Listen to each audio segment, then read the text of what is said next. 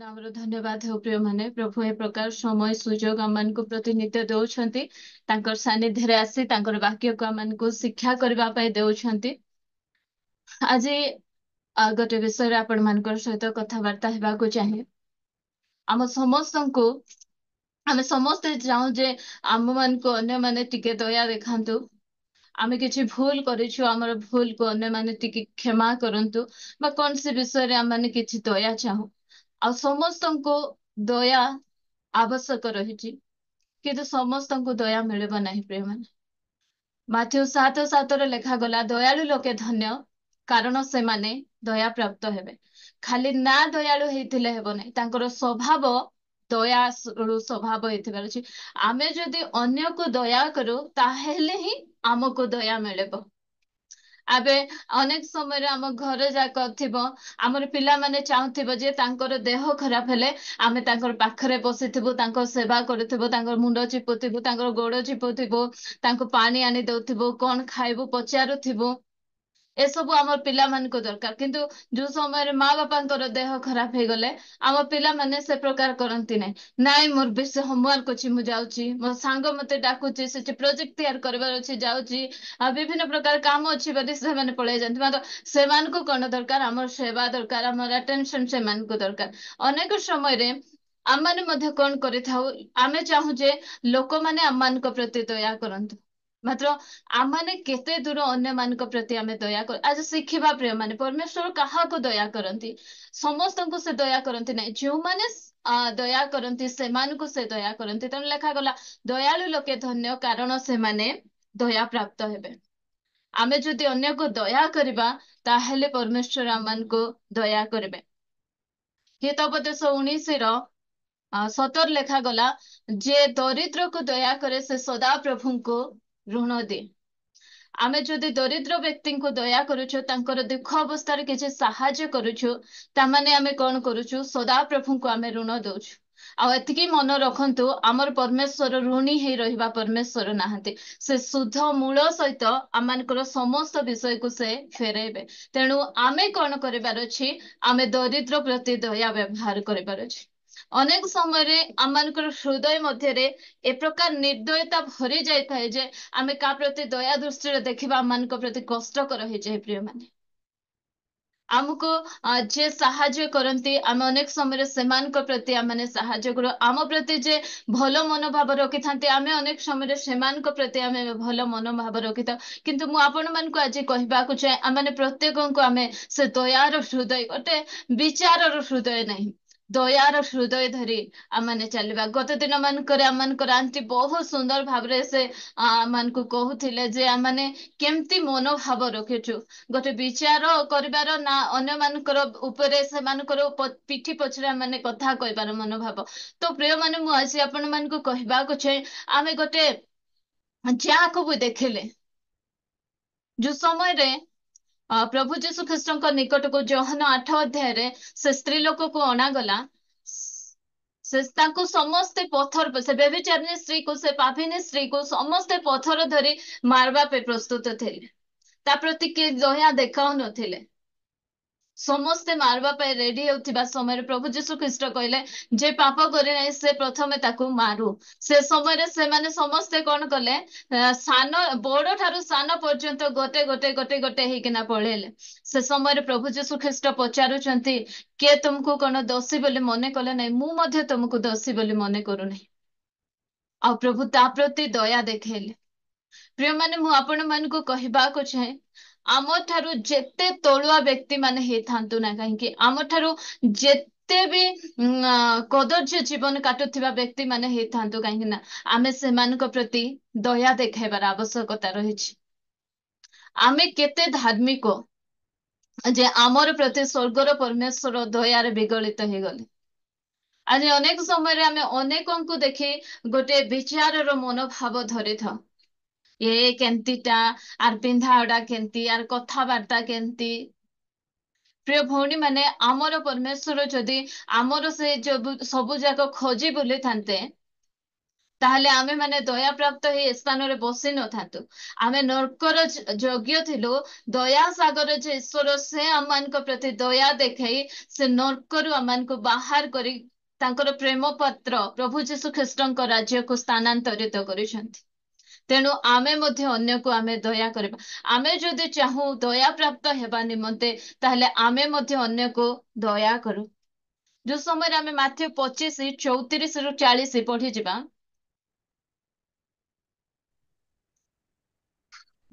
ସେତେବେଳେ ରାଜା ଆପଣା ଦକ୍ଷିଣ ପାର୍ଶ୍ୱସ୍ଥ ଲୋକଙ୍କୁ କହିବେ, ଆସ, ମୋହର ପିତାଙ୍କ ଆଶୀର୍ବାଦ ପାତ୍ରମାନେ, ତୁମ୍ଭମାନଙ୍କ ନିମନ୍ତେ ଜଗତର ପତନାବଧି ଯେଉଁ ରାଜ୍ୟ ପ୍ରସ୍ତୁତ କରାଯାଇଅଛି, ସେଥିର ଅଧିକାରୀ ହୁଅ।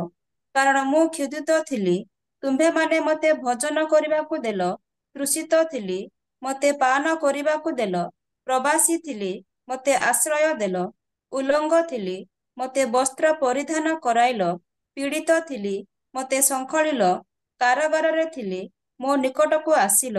ସେଥିରେ ଧାର୍ମିକମାନେ ତାହାଙ୍କୁ ଉତ୍ତର ଦେବେ, ହେ ପ୍ରଭୁ, କେବେ ଆମ୍ଭେମାନେ ଆପଣଙ୍କୁ କ୍ଷୁଧିତ ଦେଖି ଆହାର ଦେଲୁ, ଅବା ତୃଷିତ ଦେଖି ପାନ କରିବାକୁ ଦେଲୁ? ଆଉ କେବେ ଆପଣଙ୍କୁ ପ୍ରବାସୀ ଦେଖି ଆଶ୍ରୟ ଦେଲୁ, କିମ୍ବା ଉଲଙ୍ଗ ଦେଖି ବସ୍ତ୍ର ପରିଧାନ କରାଇଲୁ? ଆଉ କେବେ ଆପଣଙ୍କୁ ପୀଡ଼ିତ ଅବା କାରାଗାରସ୍ଥ ଦେଖି ଆପଣଙ୍କ ନିକଟକୁ ଗଲୁ? ପୁଣି ରାଜା ସେମାନଙ୍କୁ ଉତ୍ତର ଦେବେ, ମୁଁ ତୁମ୍ଭମାନଙ୍କୁ ସତ୍ୟ କହୁଅଛି, ତୁମ୍ଭେମାନେ ମୋହର ଏହି କ୍ଷୁଦ୍ରତମ ଭ୍ରାତୃବୃନ୍ଦଙ୍କ ମଧ୍ୟରୁ ଜଣଙ୍କ ପ୍ରତି ଏହା କରିଥିବାରୁ ମୋ ପ୍ରତି ହିଁ ତାହା କରିଅଛ। ଦେଖନ୍ତୁ ପ୍ରକୃତରେ ସେ ପ୍ରିୟମାନେ, ସେତିକି ଏ ସ୍ଥାନରେ ଆମେ ଦେଖୁଛୁ ପରମେଶ୍ୱର ପଚାରୁଛନ୍ତି, ପ୍ରଭୁ ଯୀଶୁ ଖ୍ରୀଷ୍ଟ କହୁଛନ୍ତି, କେବେ ତୁମେ ମୋ ପ୍ରତି ଦୟା କରିଅଛ? ଏମାନେ ଅନ୍ୟକୁ ସାହାଯ୍ୟ କରି ଅନ୍ୟ ପ୍ରତି ଦୟା ଦେଖାଏ ଯୋଉ ସମୟରେ ଲୋକମାନେ ପୀଡ଼ିତ ଅବସ୍ଥାରେ ଥାଉଛନ୍ତି, ଯୋଉ ସମୟରେ ଲୋକମାନେ ଅସୁସ୍ଥ ଅବସ୍ଥାରେ ଥାଉଛନ୍ତି, ମାନେ କିଛି ଆବଶ୍ୟକ ବିଷୟ କରୁଛନ୍ତି, ମନେ କରୁଛନ୍ତି ଆମମାନଙ୍କର ଆବଶ୍ୟକତା, ସେ ସମୟରେ ଆମେ ନିର୍ଦୟ ନ ହୋଇ ଯଦି ସେମାନଙ୍କୁ ଆମେ ଦୟା ଦେଖେଇଥିବା, ଏ ସ୍ଥାନରେ ଯୋଉ ଲୋକମାନଙ୍କ ପ୍ରତି ପ୍ରଭୁ ଯୀଶୁ ଖ୍ରୀଷ୍ଟଙ୍କର ବ୍ୟବହାର ହେଉଛି ଯେ ସେମାନେ ଭୁଲି ଯାଇଛନ୍ତି ସେ ସବୁ କାମ ଗୁଡ଼ିକ କରି, ମାତ୍ର ପ୍ରଭୁ କହୁଛନ୍ତି ତୁମେ କରିଥିଲ ସେ ଦୟା, ସେଥିପାଇଁ ଆଜି ତୁମେ ମାନେ ଦୟା ପାଉଅଛ। ପ୍ରିୟମାନେ, ମାନେ ଅନ୍ୟମାନଙ୍କୁ ଉପକାର କଲାଟା ପରମେଶ୍ୱର କେବେ ମଧ୍ୟ ପାସରି ଯାଆନ୍ତି ନାହିଁ। ସେ କହୁଛନ୍ତି ଯୋଉ ଗିନାଏ ଥଣ୍ଡା ପାଣି ମୋର ଦାସ ବୋଲି ଜାଣି ଦେଇଥିଲେ, ତାର ମଧ୍ୟ ପୁରସ୍କାର ଅଛି। ଯଦି ଆଜି ଆମ ସାଇଡରେ କାହାର କିଛି ଅଭାବ ଅଛି, ଆମେ ଦେଖୁଛୁ ଅନେକ ପୁଅ ଝିଅ ମାନେ ଅଛନ୍ତି ଫଟାଫଟି ଡ୍ରେସ୍ ଯାକ ପିନ୍ଧିଥିବେ, ସେମାନଙ୍କର ପ୍ୟାଣ୍ଟ ଫାଟି ଯାଇଥିବ, ସେମାନଙ୍କର ଫ୍ରକ୍ ଯାକ ଚିରି ଯାଇଥିବ, ସେ ସମୟରେ ଦେଖି ଆମେ ସେମାନଙ୍କୁ ପରିହାସ କରୁଛୁ ନା? ଆମକୁ ମନେ ପଡୁଛି ନାଇଁ, ମୋର ଝିଅର ସାଇଜର ଆକା ସେ ଝିଅ ହେବ, ସେ ଡ୍ରେସ୍ ବୋଧେ ତାକୁ ହେବ, ମୋ ପୁଅ ସାଇଜର ସେ ପୁଅ ହେବ, ମୋର ପୁଅକୁ ତ ସେଟା ହେଉନାହିଁ, ବା ମୋ ପୁଅର ତ 3-4ଟା ଅଛି, ମୁଁ ଗୋଟେ ଦେଇଦେବି। ଏ ପ୍ରକାର ମନୋଭାବ ଯଦି ଆମେ କରୁଛୁ, ତାହିଁର ପୁରସ୍କାରରୁ ମଧ୍ୟ ପ୍ରଭୁ ଆମମାନଙ୍କୁ ବଞ୍ଚିତ କରିବେ ନାହିଁ। କାରଣ ଯିଏ ଦୟା କରେ ସେ ଦୟା ପାଏ। ପ୍ରିୟମାନେ, ଆମେ ଦେଖୁଛୁ ଅନେକ ଭଉଣୀ ମାନେ ବର୍ଷା ଦିନ ଅଳ୍ପ ଲୁଗା ହେଲେ ଶୁଖୁବାଟା କଷ୍ଟ। ଦେଖୁଛୁ ସେମିତି ଆବଶ୍ୟକ ଭଉଣୀ ମାନଙ୍କୁ, ଯୋଉମାନେ କି ଆବଶ୍ୟକ କରନ୍ତି, ଯୋଉମାନଙ୍କ ପାଖରେ କି ସଫିସିଏଣ୍ଟ ଲୁଗା ପୋଷାକ ନାହିଁ ପିନ୍ଧିବା ପାଇଁ, ଆମ ପାଖରେ ପର୍ଯ୍ୟାପ୍ତ ଅଛି, ଆମେ କିଛି ଆମମାନଙ୍କର ସେ ଥାକରୁ କାଢିକିନା ସେମାନଙ୍କୁ ଆମେ ଦେବା। ଅନେକ ପରିବାରରେ ଖାଇବା ପାଇଁ ମଧ୍ୟ ହୁଏତ ବର୍ଷା ଦିନ ନଥିବ, କାମ ଯାଇ ପାରୁନଥିବେ ଯୋଉ ଭଉଣୀ ମାନେ, ଭାଇ ମାନେ, ଆମେ ଦେଖୁଛୁ ସେମାନଙ୍କର ଘର ଟିକେ ଆମେ ଅନେଇବା, ସେ ସମୟରେ ଆମମାନଙ୍କର ହୃଦୟ, ଏମାନେ ଗୋଟେ ଏମତି ହୀନସ୍ତା ଲୋକମାନେ, ଏମିତି ମନୋଭାବ ନ ଆସୁ। ପ୍ରିୟ ମାନେ, ଗୋଟେ ଦୟାର ହୃଦୟ ଆସୁ, ସେମାନଙ୍କ ପ୍ରତି ଆମେ ଗୋଟେ ମୁକ୍ତ ହସ୍ତ ହଉ, ସେମାନଙ୍କୁ ଆମେ କିଛି ସାହାଯ୍ୟ କରୁ, ଗୋଟେ ଦୟାର ମନୋଭାବ ନେଇକିନା। ବର୍ଷା ଦିନ ଦେଖୁଛନ୍ତି ଛତା ଆଣିଛନ୍ତି, ମାତ୍ର ସେ ଛତାର ଅବସ୍ଥା ମଧ୍ୟ ଏ ପ୍ରକାର ଥିବ ଯେ ସେ ଯୋଉ ବର୍ଷା ପାଣି ଯାକ ସବୁ ଗଳୁଥିବ। ସେ ସମୟରେ ଆମେ ଦେଖୁଛୁ ଅଧିକ ନାହିଁ, 200 ଟଙ୍କା ହବ ଗୋଟେ ଛତା, 200 ଟଙ୍କା ଦେଇ ଆମେ ଗୋଟେ ଛତା ଜଣକୁ ମଧ୍ୟ ଆମେ କିଣି ଦେଇ ପାରିବା। ଏ ପ୍ରକାର ମନୋଭାବ ଆମମାନେ ରଖିବାର ଆବଶ୍ୟକତା ରହିଛି। ଆଉ ଏସବୁର ପୁରସ୍କାର ଆମେ ହୁଏତ କାହାକୁ ଦେଇକିନା ଭୁଲି ଯାଇଥିବା, କିନ୍ତୁ ଆମର ପରମେଶ୍ୱର କେବେ ମଧ୍ୟ ପାସରନ୍ତି ନାହିଁ। ଏ ସ୍ଥାନରେ ସେମାନେ ପଚାର, କେବେ ପ୍ରଭୁ ଆମେ କରିଥିଲୁ? କେବେ କୁହନ୍ତୁ, ଆମେ ଆପଣଙ୍କୁ କେବେ ପୀଡ଼ିତ ଦେଖିଥିଲୁ? କେବେ ଏମିତି ଦେଖିଥିଲୁ? ଆମେ କରିଥିଲୁ? ନାଇଁ, ତୁମେ କରିଥିଲ। ଯୋଉ ସେ ଭଉଣୀଙ୍କ ପ୍ରତି କରିଥିଲ, ସେ ଭାଇଙ୍କ ପ୍ରତି କରିଥିଲ, ସେ ପରିବାର ପାଇଁ କରିଥିଲ, ମୁଁ ମନେ ରଖିଛି। ତେଣୁ ଆସ ତୁମମାନେ କଣ ହୁଅ, ମୋର ଆନନ୍ଦର ସହଭାଗୀ ହୁଅ। କି ବଢିଆ ପ୍ରିୟମାନେ। ଆଉ ଏଠି ଲେଖା ଯାଇଛି, ମୁଁ ପଢୁଛି, ସେତେବେଳେ ରାଜା ଆପଣା ଦକ୍ଷିଣ ପାର୍ଶ୍ୱସ୍ଥ ଲୋକଙ୍କୁ କହିବେ, ଆସ ମୋହର ପିତାଙ୍କର ଆଶୀର୍ବାଦ ପାତ୍ର ମାନେ। ଯେ ଅନ୍ୟକୁ ଦୟା କରେ ପରମେଶ୍ୱର ତାକୁ ଆଶୀର୍ବାଦ ପାତ୍ର ବୋଲି ଡାକୁଛନ୍ତି। ଆଉ ତୁମ୍ଭମାନଙ୍କ ନିମନ୍ତେ ଜଗତର ପତନାବଧି ଯେଉଁ ରାଜ୍ୟ ପ୍ରସ୍ତୁତ କରାଯାଇଛି ସେଥିର ଅଧିକାରୀ ହୁଅ। ମାନେ ସେଦିନ ଯଦି ସେ ପ୍ରସ୍ତୁତ ହେଇଥିବା ରାଜ୍ୟର ଅଧିକାରୀ ହେବା ପାଇଁ ଚାହୁଁଛୁ, ତାହେଲେ ଆମମାନେ ଅନ୍ୟମାନଙ୍କ ପ୍ରତି ଦୟା କରିବା। ଆମମାନଙ୍କର ଭିତରେ ଗୋଟେ ଦୟାର ମନୋଭାବ ଥାଉ। ଯୋଉ ସମୟରେ ଲୋକମାନେ ଅରକ୍ଷକ ମେଷ ପରି ଇଆଡେ ସିଆଡେ ଧାଇଁ ବୁଲୁଥିଲେ, ସେ ସ୍ଥାନ ପରମେଶ୍ୱର ପ୍ରଭୁ ଯୀଶୁ ଖ୍ରୀଷ୍ଟ ସେମାନଙ୍କୁ ଦେଖି ଦୟାରେ ବିଗଳିତ ହେଇଯାଉଛନ୍ତି। ଆମେ ଯୋଉ ପରମେଶ୍ୱରଙ୍କର ସେବା କରୁଛୁ, ସେ ପରମେଶ୍ୱର ଦୟାଳୁ ପରମେଶ୍ୱର। ତ ଆମ ହୃଦୟରେ ମଧ୍ୟ, ଆମ ଜୀବନରେ ମଧ୍ୟ ସେ ଦୟା ସ୍ୱଭାବ ଆସିବାର ଆବଶ୍ୟକତା ରହିଛି। ପ୍ରିୟମାନେ, ଆମେ ପ୍ରସ୍ତୁତ କରୁ ନିଜ ନିଜକୁ, ଆଉ ସେ ଦୟାର ସ୍ୱଭାବକୁ ଆମମାନଙ୍କ ଜୀବନରେ ଧାରଣ କରୁ, ଆଉ ଆମେ ଅନ୍ୟମାନଙ୍କୁ ମଧ୍ୟ ଦୟା କରିବାର ଆବଶ୍ୟକତା ରହିଛି। ଆଉ ଗୋଟେ ବାକ୍ୟ, ହିତୋପଦେଶ 28:13 ଗୋଟେ କଥା ଲେଖାଗଲା, ପଢନ୍ତୁ। ଯିଏ ଆପଣା ଅଧର୍ମ ଆଚ୍ଛାଦନ କରେ ସେ ମଙ୍ଗଳ ପାଏ ନାହିଁ, ମାତ୍ର ଯେଉଁ ଲୋକ ତାହା ସ୍ୱୀକାର କରି ଛାଡ଼ଇ ସେ ଦୟା ପାଇବ। ହୁଁ। ଯେ ଅଧର୍ମକୁ ଆଚ୍ଛାଦନ କରେ, ମାନେ ନିଜର ଭୁଲକୁ ଘୁଡାଏ, ସେ ଦୟା ପାଇବ ନାହିଁ।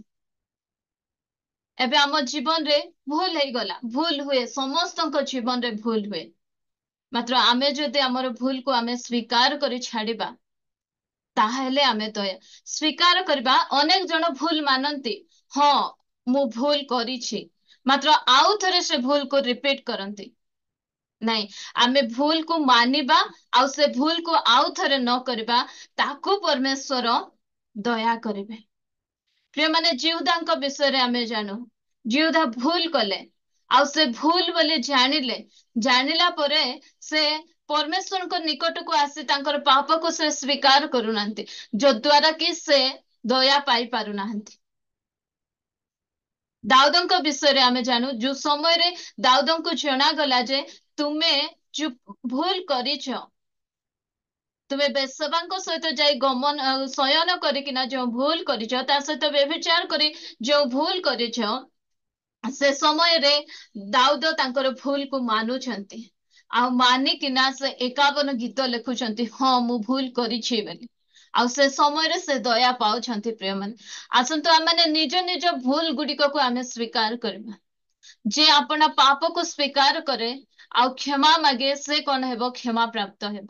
ଆଉ ଯଦି ଆମେ ଦୟା ପାଇବାକୁ ଚାହୁଁଛୁ ଆଜି, ତାହେଲେ ଆମମାନଙ୍କର ଭୁଲକୁ ଆମେ ସ୍ୱୀକାର କରିକିନା ଆମେ ଛାଡିବାର ଆବଶ୍ୟକତା ରହିଛି। ପ୍ରିୟମାନେ, ଅନେକ ସମୟରେ ଆମେ ଦେଖୁନା, ଆମ ସ୍ୱାମୀ ସ୍ତ୍ରୀ ମଧ୍ୟରେ କିଛି ଗୋଟେ ମନମାଳିନ ହେଲା, ଗୋଟେ କଥାକୁ ଆମ ସ୍ୱାମୀ ରିପିଟ କରିବେ, ଆମକୁ ହଟ୍ ହେଲା ପରେ କହିବେ, ତାପରେ ଆସିକିନା ସରି କହିବେ, ଆହୁରି କେବେ ସେମିତି କରିବି ନାହିଁ, ପ୍ଲିଜ ପ୍ଲିଜ ପ୍ଲିଜ ପ୍ଲିଜ କ୍ଷମା କରିଦିଅ ବୋଲି କହିଲେ ଆମେ ଠିକ ଅଛି ବୋଲି କ୍ଷମା କରିଦେବୁ।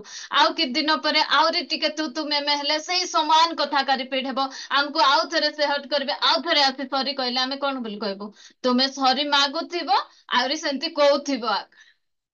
ଆମେ ଏ କଥା କହୁ, ତ ଆମର ପରମେଶ୍ୱର ସେମିତି ହେଲେ ଆଙ୍କର ସ୍ୱଭାବ ଆକା ସେମିତି, ଏମିତି କହୁଥିବେ ଆକା, ଆରେ ବାର ବାର ଏଟାକୁ ରିପିଟ କରୁଥିବେ ଆକା, ସେଠି ଦୟା ମିଳିପାରିବ ନାହିଁ।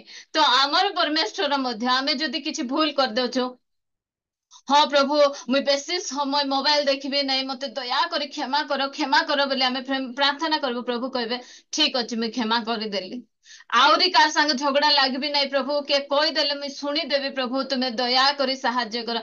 ନେକ୍ସଟ ଟାଇମ ଆଉ ଯଦି ଆମେ ସେମିତି କରୁଛୁ, ତାହେଲେ ଆମେ ଦୟା ପାଇପାରିବା ନାହିଁ। ପ୍ରେମ, ଆମେ ଦୟା ଯଦି ପାଇବାର ଅଛି, ତାହେଲେ ଆମମାନଙ୍କର ଭୁଲକୁ, ଯେ ଆପଣା ପାପକୁ ଆଚ୍ଛାଦନ କରେ, ଯେ ପାପକୁ ଲୁଚାଏ, ସେ ଦୟା ପାଏ ନାହିଁ, ମାତ୍ର ଯେ ସ୍ୱୀକାର କରି ଛାଡଇ, ସେ ପାପିନୀ ସ୍ତ୍ରୀଙ୍କୁ ମଧ୍ୟ ପ୍ରଭୁ ଯୀଶୁ ଖ୍ରୀଷ୍ଟ କହିଲେ, ମୁଁ ମଧ୍ୟ ତମକୁ ଦୋଷୀ ବୋଲି ମନେ କରୁନାହିଁ, ଘରକୁ ଚାଲି ଯାଅ, ମତେ ଆହୁରି ପାପ କର ନାହିଁ, ଆହୁରି ତୁମର ଭୁଲକୁ ତୁମେ ରିପିଟ କର ନାହିଁ।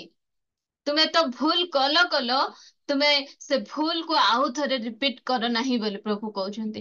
ପ୍ରିୟମାନେ, ଆମମାନଙ୍କ ଜୀବନରେ ମଧ୍ୟ ଆମେ ପରମେଶ୍ୱରଙ୍କ ଠାରୁ ଦୟା ପାଇବାର ଅଛି। ତାହେଲେ ଆମେ ଯଦି ଦୟାର ପାତ୍ର ପରମେଶ୍ୱରଙ୍କ ଠାରେ ହେବାର ଅଛି, ପ୍ରଭୁଙ୍କୁ ଆମେ ଯଦି ଚାହୁଁଛୁ ଯେ ସେ ମତେ ଦୟା କରନ୍ତୁ, ତାହେଲେ ଆମମାନଙ୍କର ଅପରାଧ ଗୁଡ଼ିକକୁ, ଆମମାନଙ୍କର ଭୁଲ ଗୁଡ଼ିକକୁ, ଆମମାନଙ୍କର ପାପ ଗୁଡ଼ିକକୁ ସ୍ୱୀକାର କରି ପୁନର୍ବାର ଆମମାନେ ରିପିଟ୍ ନ କରୁ। କିଏ ରିପିଟ୍ କରେ? ଦ୍ୱିତୀୟ ପିତର 2:22 ଲେଖା ହେଇଛି, କୁକୁର ଆପଣା ବାନ୍ତି ଖାଇବାକୁ ଓ ଧୌତ ହୋଇଥିବା ଘୁଷୁଡ଼ି କାଦୁଅରେ ଲୋଟିବାକୁ ପୁନର୍ବାର ଫେରେ। ଏହି ସତ୍ୟ ଦୃଷ୍ଟାନ୍ତ ବାକ୍ୟ ସେମାନଙ୍କ ପ୍ରତି ଘଟିଅଛି। କୁକୁର ବାନ୍ତି କରିଥିବ, ଆହୁରି ବୁଲି ଆସିକିନା ସେ ବାନ୍ତିକୁ ଚାଟିବା ପାଇଁ ଯିବ। ଆମେ ଯଦି ଛାଡିଥିବା ଭୁଲକୁ ପୁନର୍ବାର କରୁଛୁ, ଆମେ ବଚସା କରିବାଟା ଛାଡି ଦେଇଥିଲୁ, ଆଉ ଥରେ ଯଦି ଆମେ ଆରମ୍ଭ କରିଛୁ, ଆମେ ଈର୍ଷା ହେବାଟା ଛାଡି ଦେଇଥିଲୁ, ଆଉ ଥରେ ଯଦି ଆମେ ଈର୍ଷା ହଉଛୁ, ଆମେ ଯଦି ସିରିଏଲ ଦେଖିବାଟା ଛାଡି ଦେଇଥିଲୁ, ଆଉ ଥରେ ଯଦି ଆମେ ସିରିଏଲ ଦେଖୁଛୁ, ତାମାନେ ଆମେ କଣ କରୁଛୁ?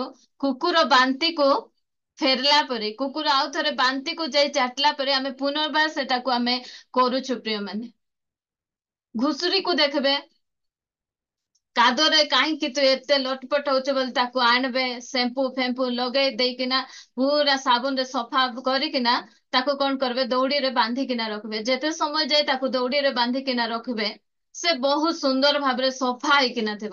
ତାପରେ ଆଉ ଟିକେ ଛାଡି ଦିଅନ୍ତୁ ତ, ଆଉ ଥରେ ସେ ଯାଇ କାଦରେ ଲଟବା ପାଇଁ ତାକୁ ଇଚ୍ଛା ହେବ। ତ ପ୍ରିୟମାନେ, ଆମେ ଯଦି ପୁନର୍ବାର ଆମେ କରିଥିବା ପାପ ଗୁଡିକକୁ ଆମ ଜୀବନରେ ଆମେ ରିପିଟ୍ କରୁଛୁ, ତାହେଲେ ଆମେ କିଏ? ସେଇ କୁକୁରର ସ୍ୱଭାବ ଏବେ ଯେ ଏମାନଙ୍କ ଜୀବନରେ ଅଛି, ସେଇ ଘୁଷୁରୀର ସ୍ୱଭାବ ଏବେ ଯେ ଏମାନଙ୍କ ଠାରେ ଅଛି। ଆଉ ସେ ସ୍ୱଭାବ ଯଦି ଆମ ଠାରେ ଅଛି, ତାହେଲେ ପରମେଶ୍ୱର ଆମମାନଙ୍କୁ କେବେ ମଧ୍ୟ ଦୟା କରିବେନି। ଯାହା ଛାଡି ଦେଇଛୁ ପ୍ରିୟମାନେ, ଏବେ ଆମର ପିଲାମାନେ ଭୁଲ କଲେ, ଆମେ ସେମାନଙ୍କୁ ଶାସନ, ଆହୁରି ଯଦି ଏମିତି କରିବୁ ବୋଲେ ତତେ ଅଛି ବୋଲି କହିବୁ, ତାକୁ ପନିଶମେଣ୍ଟ ଦେବୁ। ତାପରେ ସେ ଆହୁରି ସେଟା କଲେ, ସରି ମା ମୋର ଭୁଲ ହେଇଗଲା ବୋଲେ ଆମେ ଓକେ ଠିକ ଅଛି, ଏଟା ଗୋଟେ ଥର ତ ଆମେ କ୍ଷମା ଦେଇଦେଲୁ। ମାତ୍ର ଆଉ ଥରେ କଲେ ତାକୁ ଦୟା ମିଳିବ କି? ତାକୁ ଆମେ କ୍ଷମା ଦେଇପାରିବା କି? କେବେ ମଧ୍ୟ ହେଇପାରିବ ନାହିଁ। ସେ ଗୋଟେ ଭୁଲକୁ ବାରମ୍ବାର ମାନୁଥିବ, ହଁ ମୋର ଭୁଲ ହେଇଗଲା, ମୋର ଭୁଲ ହେଇଗଲା। ତାପରେ ଆଉ ଥରେ ଯଦି ସେ କରୁଥିବ କହିଲେ, କେବେ ମଧ୍ୟ ଆମର ହୃଦୟରେ ମଧ୍ୟ ତା ପ୍ରତି ସେ ଦୟା ମନୋଭାବ ଆସିବ ନାହିଁ। ମାତ୍ର ଆମର ପରମେଶ୍ୱର ଚାହାନ୍ତି ଯେ ତୁମେ ତୁମର ଅଧର୍ମକୁ ସ୍ୱୀକାର କର ଆଉ ଛାଡ। ତୁମେ ଘୁଡାଇକିନା ରଖିଲେ ତୁମେ କେବେ ମଧ୍ୟ ଦୟା ପାଇପାରିବ ନାହିଁ। ପ୍ରିୟମାନେ, ଆସନ୍ତୁ ଆମମାନେ ନିଜ ନିଜକୁ ପ୍ରସ୍ତୁତ, ଯାହା ଆମେ ଛାଡିଥିଲୁ ଆଉ ଥରେ ପୁନର୍ବାର ସେଟା ଆମେ କରିବାକୁ ଯାଉଛୁ। ଆମେ ଅନ୍ୟକୁ ଗୋଟେ ପ୍ରେମର ମନୋଭାବର ସହିତ ଆମେ ପ୍ରାର୍ଥନା କରୁଥିଲୁ, ପ୍ରଭୁ ମୋ ଜୀବନରେ ତା ପ୍ରତି ପ୍ରେମ ଦିଅ, ତାକୁ ମୁଁ ପ୍ରେମ କରିପାରିବି, ମତେ ତୁମେ ସାହାଯ୍ୟ କର। ଆଉ ତା ସହିତ ଆମେ ବହୁତ ପ୍ରେମରେ ମଧ୍ୟ ଥିଲୁ। ମାତ୍ର ଏବେ ପୁନର୍ବାର ଯଦି ଗୋଟେ ଘୃଣାର ମନୋଭାବ ପୁନର୍ବାର ଆସୁଛି, ଆମେ ତା ସହିତ ମିଶି ପାରୁନୁ, ତାହେଲେ ପ୍ରିୟମାନେ, ସେଇ କୁକୁରର ସ୍ୱଭାବ, ସେ ଘୁଷୁରୀର ସ୍ୱଭାବ ଏବେ ଯାଏ ଏମାନଙ୍କ ଜୀବନରେ ଅଛି। ପ୍ରଭୁ ସାହାଯ୍ୟ କରନ୍ତୁ ସେଥିରୁ ଆମମାନଙ୍କୁ ବାହାରିବା ପାଇଁ। ଆମେ ଅନ୍ୟ ସହିତ ମିଶି ରହିପାରୁନୁ। ପ୍ରଭୁଙ୍କୁ ଆମମାନେ କହିବା, ପ୍ରଭୁ ମୋର ଦୁର୍ବଳତା ଗୁଡିକ ଏସବୁ, ମତେ ତୁମେ ସାହାଯ୍ୟ କର, ମତେ ତୁମେ ଦୟା କର। ମୁଁ ମୋର ଅଧର୍ମକୁ ତୁମ ନିକଟରେ ସ୍ୱୀକାର କରୁଅଛି ବାପା, ଆଉ ମୁଁ ଛାଡୁଛି, ତୁମେ ମତେ ସାହାଯ୍ୟ କର। ସେ ନିଶ୍ଚିନ୍ତ ଭାବରେ ଆମମାନଙ୍କୁ ସାହାଯ୍ୟ କରିବେ, କାରଣ ଯେ ଆପଣ ଅଧର୍ମକୁ ସ୍ୱୀକାର କରି ଛାଡଇ, ସେ ତାଙ୍କୁ ଦୟା କରିବେ। ଆଉ ସେ ଦୟାର ସାଗର ଈଶ୍ୱର ନିଶ୍ଚିନ୍ତ ଭାବରେ ଆପଣ ମାନଙ୍କୁ ଦୟା କରିବେ ପ୍ରିୟମାନେ। ଆଉ ସେ କାହାକୁ ଦୟା କରନ୍ତି? ମାର୍କ 8:1-2। ମାର୍କ ସେହି ସମୟରେ ବହୁ ସଂଖ୍ୟକ ଲୋକ ପୁନର୍ବାର ଏକତ୍ର ହେଲେ, ଆଉ ସେମାନଙ୍କ ପାଖରେ ଖାଦ୍ୟଦ୍ରବ୍ୟ କିଛି ନ ଥିବାରୁ ସେ ଶିଷ୍ୟମାନଙ୍କୁ ନିକଟକୁ ଡାକି ସେମାନଙ୍କୁ କହିଲେ, ଲୋକ ସମୂହ ପ୍ରତି ମୋର ଦୟା ହେଉଅଛି, କାରଣ ଏମାନେ 3 ଦିନ ହେଲାଣି ମୋ ସାଙ୍ଗରେ ରହିଅଛନ୍ତି ଓ ଏମାନଙ୍କ ପାଖରେ କିଛି ଖାଇବାକୁ ନାହିଁ। ହଁ, ସେ କେଉଁମାନଙ୍କୁ ଦୟା କରନ୍ତି? ଯୋଉମାନେ କି ପ୍ରାର୍ଥନା ଉପବାସରେ ତାଙ୍କ ସହିତ ଲାଗି ରୁହନ୍ତି।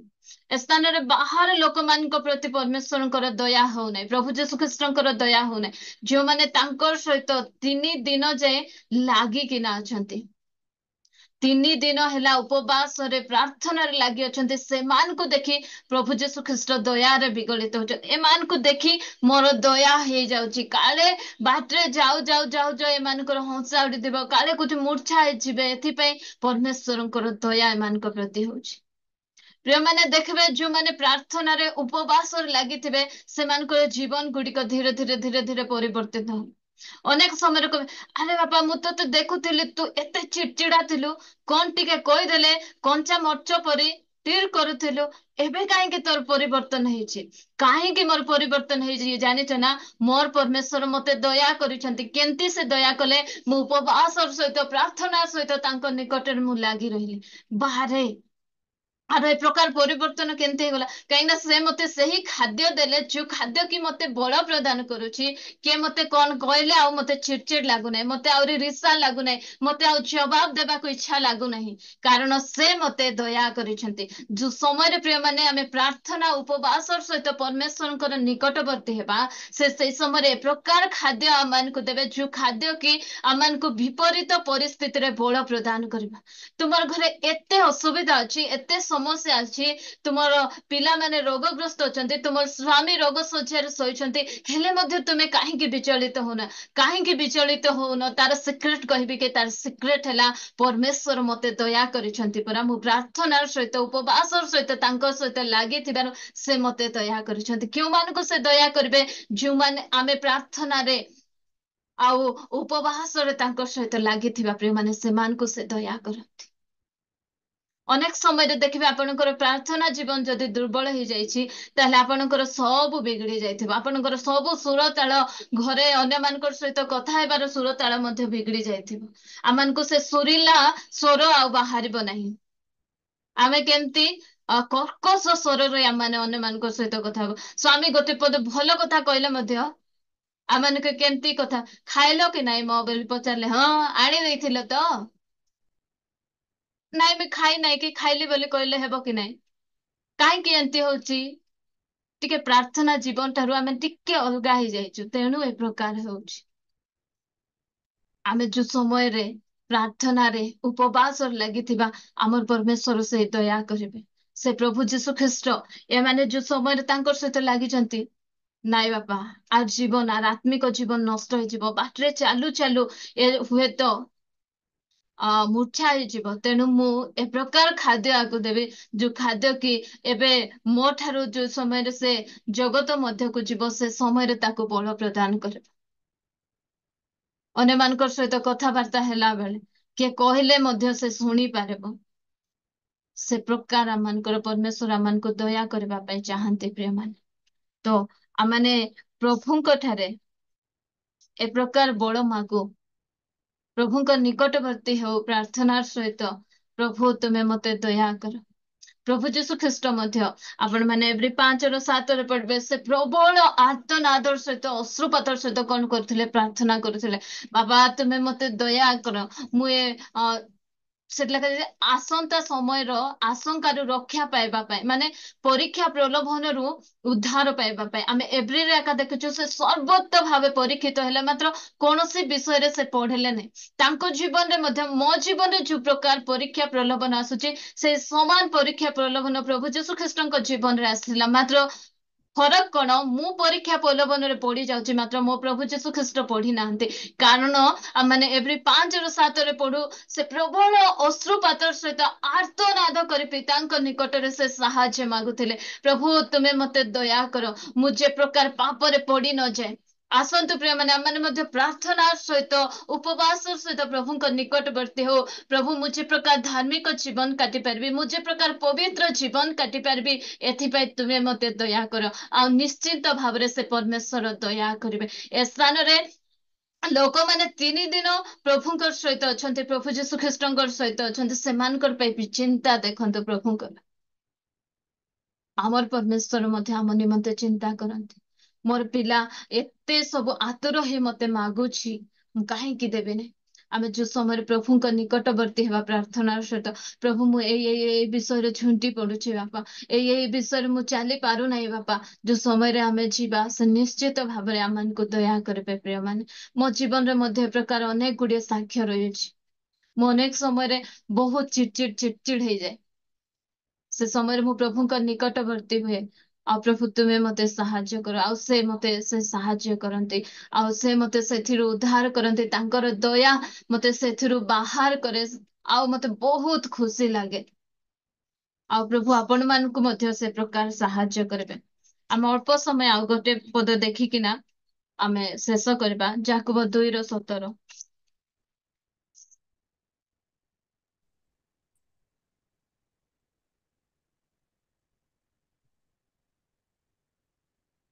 ଯାକୁବ 2:17। ସେହିପରି ସେହିପରି ମଧ୍ୟ ବିଶ୍ୱାସ କର୍ମ ବିନା ନିଜେ ମୃତ। ଯାକୁବ 2:13, ସରି 2:13 ପଢନ୍ତୁ। କାରଣ ଯେ ଦୟା କରେ ନାହିଁ ସେ ନିର୍ଦ୍ଦୟ ରୂପେ ବିଚାରିତ ହେବ, ଦୟା ବିଚାର ଉପରେ ଜୟଧ୍ୱନି କରେ। କାରଣ ଯେ ଦୟା କରେ ନାହିଁ ସେ ନିର୍ଦ୍ଦୟ ରୂପେ ବିଚାରିତ ହେବ। ଏବେ ଦେଖନ୍ତୁ, ଆମ ପ୍ରତି କିଏ ଯଦି କିଛି ଅନ୍ୟାୟ କଲା, ଦୁଇଟା ସ୍ୱର ଶୁଣାଯିବ। ଗୋଟେ ସ୍ୱର ହେଲା କଣ, ତୁ ତାର ବିଚାର କରେ, ତାକୁ ତୁ ଦଣ୍ଡ ଦେ। ଆଉ ଗୋଟେ ସ୍ୱର, ତୁ ତାକୁ କ୍ଷମା କରିଦେ, ଦୟା କରିଦେ। କୋଉ ସ୍ୱର ଆମ ଜୀବନରେ ହାବି ହଉଛି ପ୍ରିୟ ମାନେ? ଶପଥ ଧରି ନିଅନ୍ତୁ, ମୋର ପିଲାକୁ କିଏ ଗୋଟେ ମାରିଦେଲା।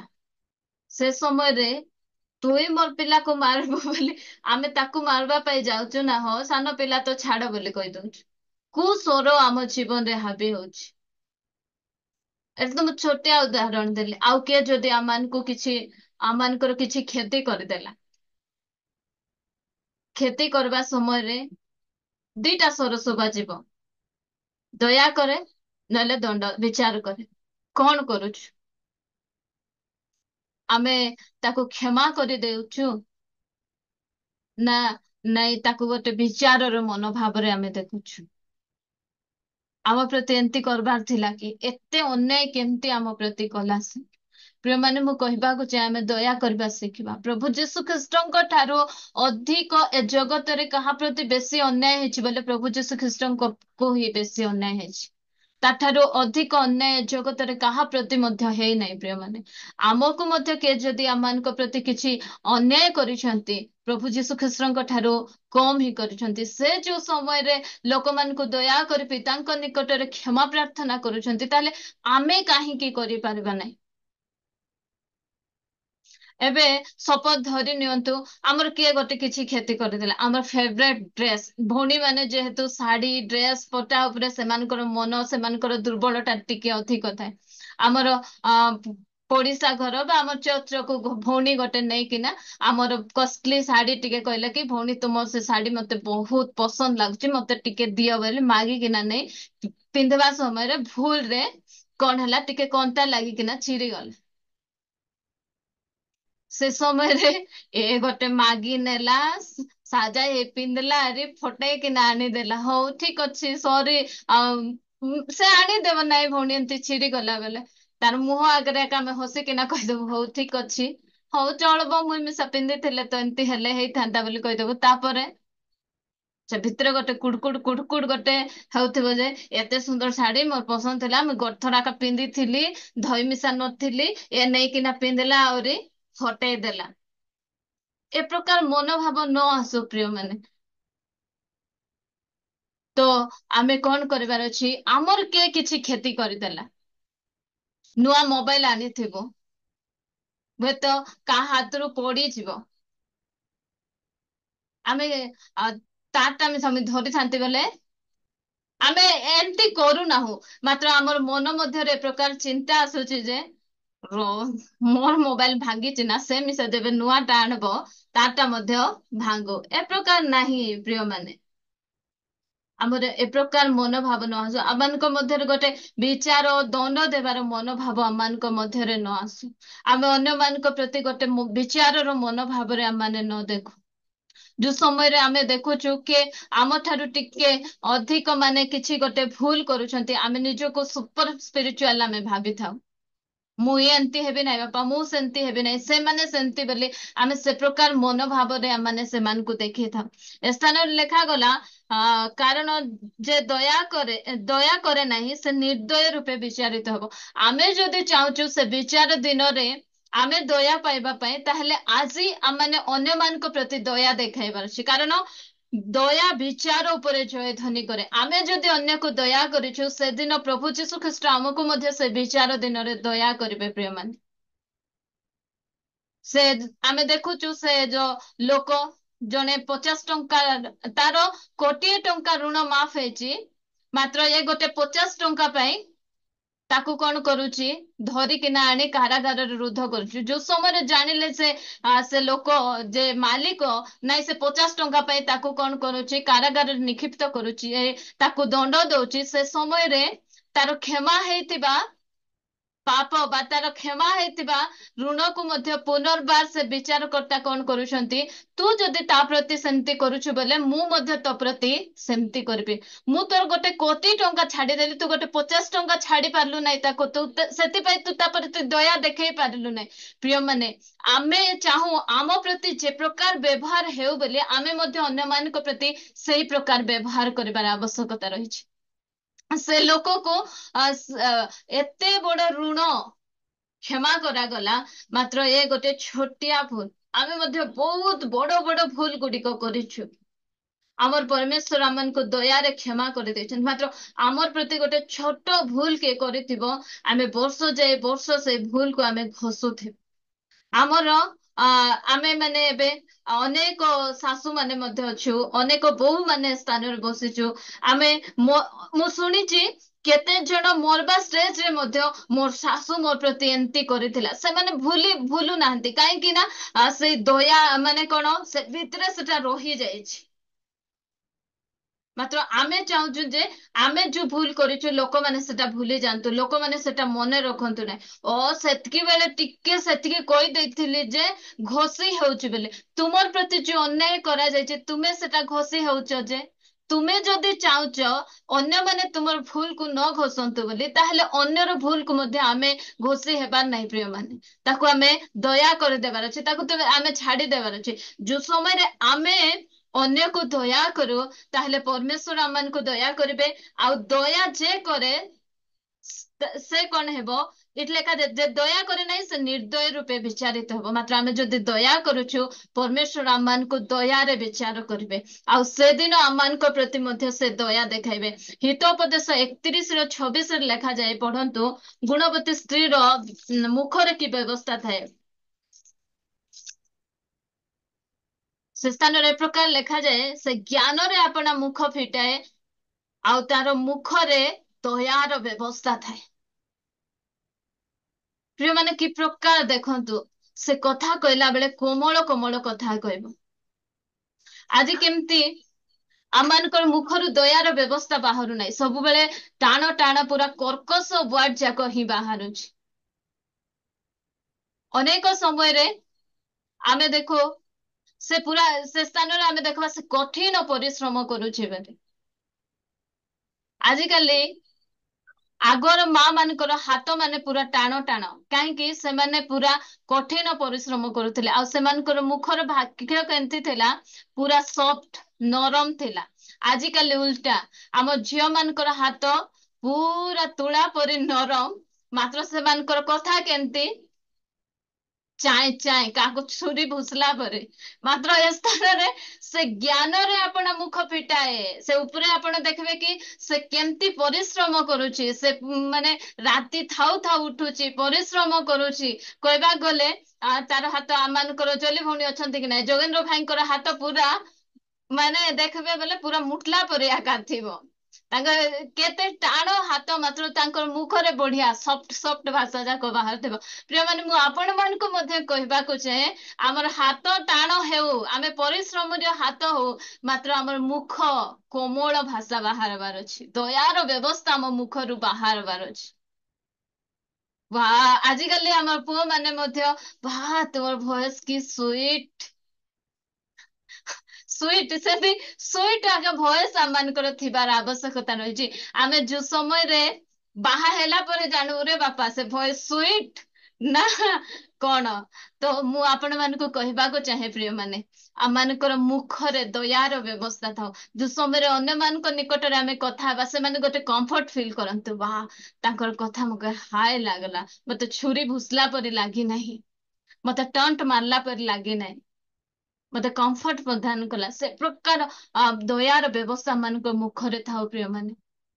କିଏ ଗୋଟେ ଆମର କିଛି କ୍ଷତି କରିଦେଲା, ଆମେ ତା ପ୍ରତି ମାନେ ଗୋଟେ ନିର୍ଦ୍ଦୟ ଭାବରେ ବା ମନ ଇଚ୍ଛା ମାନେ କଥାବାର୍ତ୍ତା ନ କହୁ, ଆମେ ଗୋଟେ ଦୟାର ଭାବରେ ତାକୁ କ୍ଷମା କରିଦେବା। ଓ ଠିକ ଅଛି, ଚଳିବ, ଏମିତି ହୁଏ, ଏ ପ୍ରକାର ମନୋଭାବ ନେଇ ଆମେ ପ୍ରତ୍ୟେକ ସମୟରେ ରହିବା। ପ୍ରଭୁ ଏ ଅଳ୍ପ ବାକ୍ୟରେ ଆମ ସମସ୍ତଙ୍କୁ ଆଶୀର୍ବାଦ କରନ୍ତୁ। ବହୁତ ସୁନ୍ଦର, ଆପଣ ମାନେ ଧୈର୍ଯ୍ୟ ଧରି ଏତେ ସମୟ ଯାଇ ବସିଲେ, ତେଣୁ ପ୍ରଭୁ ଆପଣ ମାନଙ୍କୁ ସମସ୍ତଙ୍କୁ ଆଶୀର୍ବାଦ କରନ୍ତୁ।